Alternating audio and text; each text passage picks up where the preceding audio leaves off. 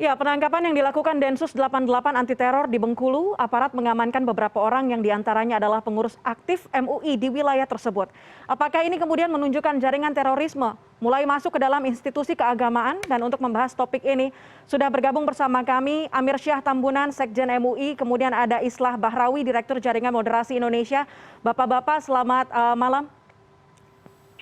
Ya, selamat malam, Mbak Puspa.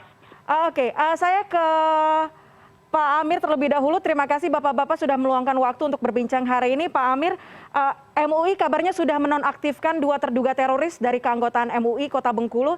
Kami ingin mengetahui dari pihak pusat apa peran keduanya dalam organisasi, karena diketahui salah satunya memiliki jabatan tinggi. Bagaimana keaktifannya dalam organisasi MUI? Ya, pertama saya ingin menyampaikan rasa keprihatinan yang mendalam karena di tengah pandemi COVID ini biasanya kita fokus dalam penanganan pandemi COVID, tetapi justru muncul pemberitaan yang membuat saya kaget ya. Kaget karena apa? Karena bagi saya keberhasilan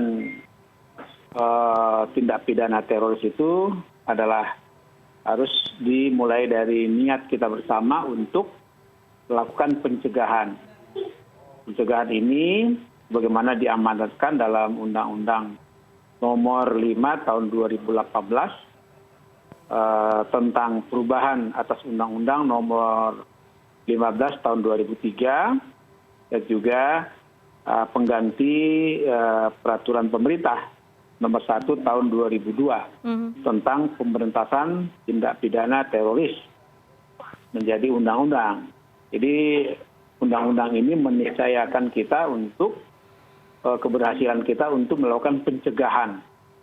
Jadi bagi saya pencegahan terkait tindak pidana teroris itu saya kira kita sepakat bukan memperbanyak orang yang ditangkap. Jadi bagaimana lebih melakukan pencegahan sehingga orang tidak terkena tindak pidana teroris. Nah, karena itu kalau yang dimaksud dalam undang-undang ini, apa yang dimaksud dengan bukti permulaan, misalnya, maka itu juga dijelaskan dalam salah satu pasal di undang-undang ini, yaitu kaitannya dengan melakukan penyidikan ketika sudah dinyatakan seseorang itu terduga atau tersangka. Tetapi untuk ke arah itu memang harus ada bukti secara material dan formil. Setiap kali ada informasi yang kita terima ketika seorang dikaitkan atau terafiliasi dengan yang sering kita lihat di permukaan itu kaitannya dengan Jamaah Islamiyah (JI), ya. Kemudian yang kedua terkait dengan ISIS. Bagi MUI beberapa periode yang lalu kita sudah membuat satu pernyataan sikap yang tegas bahwa ISIS itu ya adalah satu organisasi yang bertentangan dengan ajaran Islam. Karena itu MUI menolak. Nah, kita sudah meminta kepada seluruh jajaran MUI jangan mau terpancing, jangan mau terpengaruh dengan istilah Islamic State, Islam Suriah gitu kan. ISIS itu tidak ada hubungannya dengan Islam, bahkan bertentangan dengan ajaran Islam. Pak Amir, jika itu adalah respon MUI, bagaimana kemudian informasi yang diterima oleh MUI Pusat? Bagaimana keaktifan mereka? Apakah memang ini adalah kamuflase yang dimulai sejak awal mereka bergabung dalam keanggotaan MUI atau tersusupi di tengah-tengah jalan ketika mereka sudah menjabat dalam anggota tersebut? Saya tidak mau menggunakan istilah tersusupi dan kamuflase ya. Bagi saya dua kata ini atau dua diksi ini menurut hemat saya sesuatu yang kurang pas.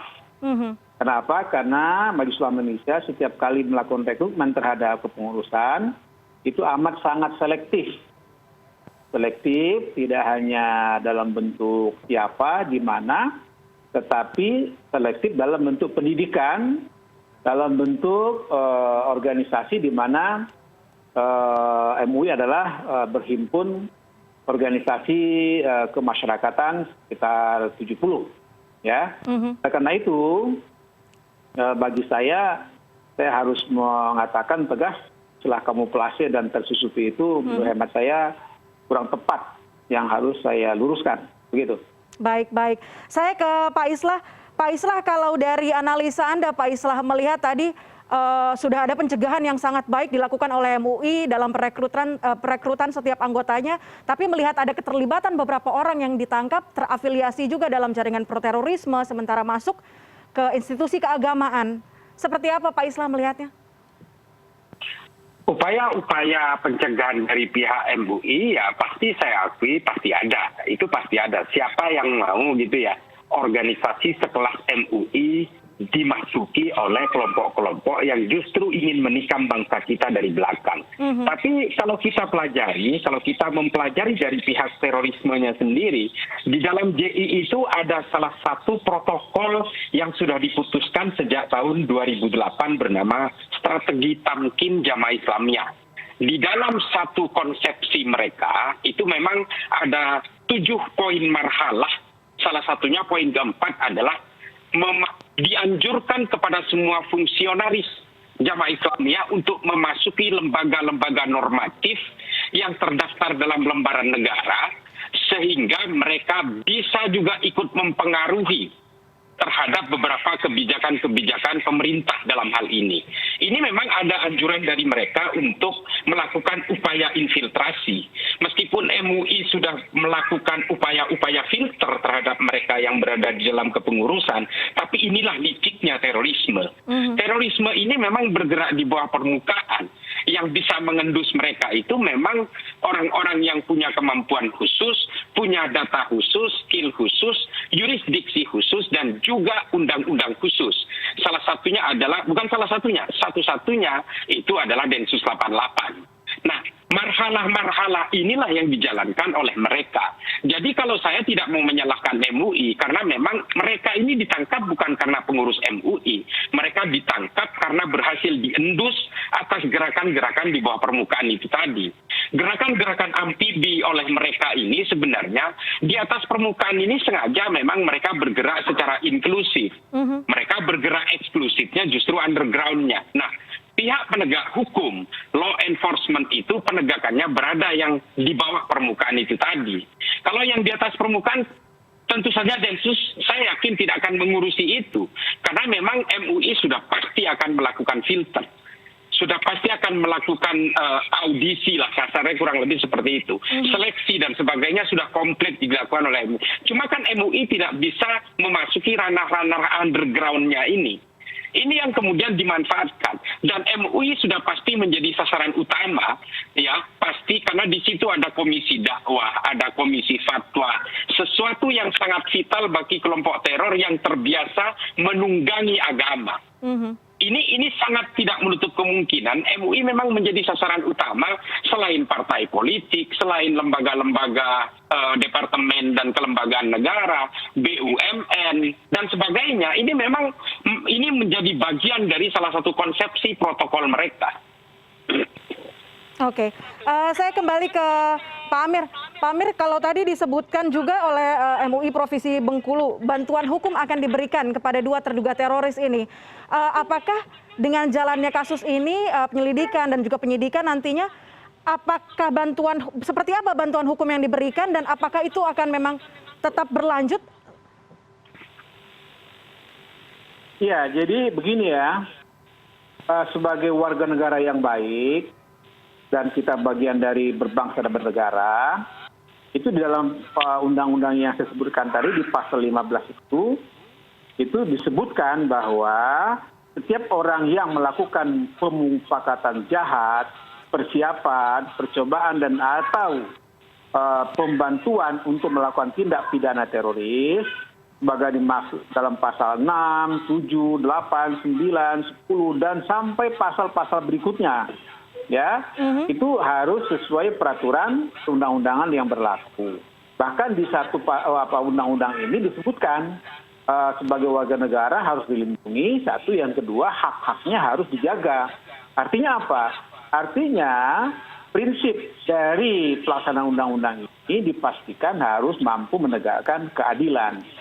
Artinya keadilan itu merupakan jaminan negara bagi setiap warga negara yang diduga melakukan tindak pidana apapun ya, apakah tindak pidana teroris, apakah tindak pidana dalam bentuk lain. Jadi penegakan hak-hak konstitusi dan sebagai warga negara itu harus dilakukan. Nah, soal kemudian bagaimana tim yang akan melakukan aspek-aspek penegakan hukum, pendampingan, karena pendampingan itu di dalam undang-undang ini juga disebutkan, yaitu memang merupakan hak-hak sebagai seorang warga negara. Dan andaikan nanti tidak terbukti ya, seperti yang dimaksud oleh Pak Islah Bahrawi itu, maka harus dipulihkan hak-haknya sebagai warga negara, sebagai warga negara yang baik, mempunyai hak-hak dan kewajiban tentu.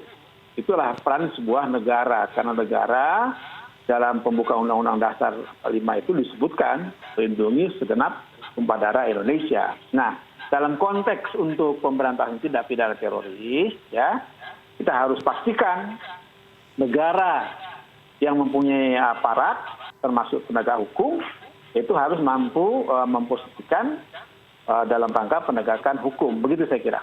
Baik, baik. Kalau kita berbicara kembali soal penangkapan anggota MUI atau terduga terorisme yang diduga begitu terkait dengan MUI Bengkulu, saya kembali ke Pak Islah. Pak Islah, daftar panjang ini, kian panjang begitu daftar agen JI yang mungkin menyusupi, tadi juga Pak Islah mengatakan ada partai politik dan BUMN dan segala macamnya.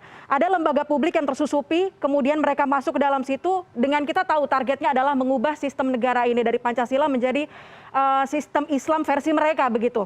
Nah, bagaimana kemudian untuk mencegah secara holistik dari lembaga publik ini supaya bisa mengetahui seperti apa awal mula strategi terorisme ini bisa masuk dalam lembaga publik? Memang masuknya mereka terhadap lembaga-lembaga yang sifatnya normatif ini memang menjadi satu tantangan tersendiri dari kelompok komunitas masyarakat, termasuk dari diri kita semua sebenarnya. Kalau soal anggota jaringan, pergerakan mereka yang terkait dengan jaringan di bawah permukaan dan sebagainya, saya yakin Densus sudah khatam lah itu. Artinya ini insya Allah sudah dikuasai oleh Densus. Tapi persoalannya adalah pencegahan dan upaya deteksi dini diaspora mereka di tengah komunitas secara kolektif ini adalah tugas kita bersama. Tidak mungkin kita harus bersandar kepada penegak hukum, karena bagaimanapun di Indonesia ini kan ada dua proses pencegahan. Satu, kontraradikalisasi terhadap orang-orang yang belum terpapar, dan deradikalisasi kepada orang-orang yang sudah pernah terpapar. Nah, dua-duanya ini adalah tetap mengandalkan masyarakat dalam sektor hulu.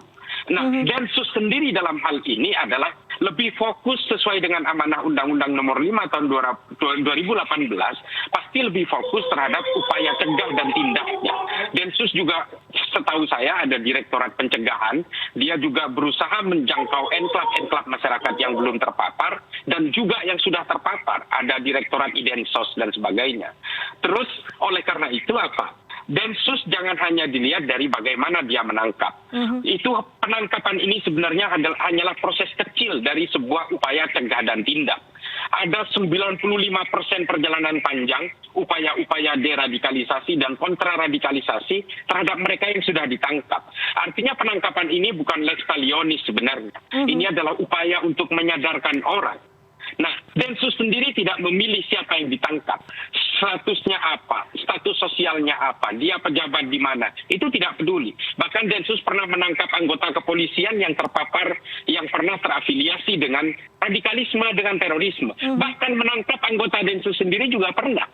Nah, artinya independensi Densus di sini sudah terpercaya. Artinya kalau dia menangkap pengurus parpol misalnya, ini tidak ada pesan, tidak ada tekan di sini. Densus betul-betul independen berdasarkan alat bukti dan temuan-temuan di lapangan bahwa orang ini betul-betul terlibat. Saya tidak pernah menggunakan kata terduga kepada orang yang ditangkap. Karena menurut saya, orang yang sudah ditangkap Densus itu biasanya sudah pasti tersangka. Karena Densus sudah menyiapkan alat bukti yang cukup sebelum dia melakukan penangkapan. Kalau saya melihat patternnya selalu seperti itu. Makanya Densus itu orang yang ditangkap kemudian dilepaskan kembali itu rata-rata returnis. Returnis orang yang pergi ke Suriah kemudian kembali ke Indonesia, dia diamankan dulu untuk diinterogasi, ternyata dia cuma ke Suriah untuk nyari keluarganya misalnya, nah itu dilepas pasti. Tapi kalau yang berdasarkan pengamatan berbulan-bulan sampai tahunan ditangkap, itu artinya alat buktinya sudah cukup. Nah, masalah diaspora mereka terhadap banyak lembaga di negara kita ini, tentu saja ini adalah tugas kita bersama. Kita harus membangun public awareness.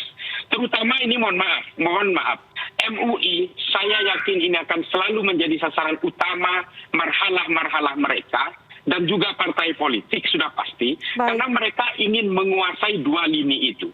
Organisasi besar berbasis agama yang sifatnya melting pot, dan organisasi politik yang sangat menentukan terhadap regulasi-regulasi negara. Ini pasti menjadi incaran utama mereka. Dan siapa yang bisa menghalau ini semua? Tentu saja kita semua, penegak hukum, TNI, Polri, pemerintah, juga semua tokoh masyarakat, tokoh ulama, tokoh agama dan sebagainya. Karena bagaimanapun terorisme itu tidak ada agamanya. Ini adalah orang-orang yang menggunakan nama agama untuk lebih mempercepat tujuan-tujuan politik mereka. Ini semua selalu seperti itu. Baik, artinya MUI harus semakin waspada karena sebagai garda depan dalam menangkal radikalisme begitu ya lewat keagamaan. Dikatakan menjadi target yang cukup besar, waspada itu harus semakin ditingkatkan dan kita lihat nanti seperti apa kasus ini akan berjalan. Kita lihat bagaimana juga polisi dan juga MUI akan menyikapi ini. Bapak-bapak terima kasih banyak sudah bergabung bersama kami. Amir Syah Tambunan, Sekjen MUI, dan juga Islah Bahrawi, Direktur Jaringan Moderasi Indonesia. Selamat malam, terima kasih. Selamat malam Pak Amir, selamat malam Mbak Puspa.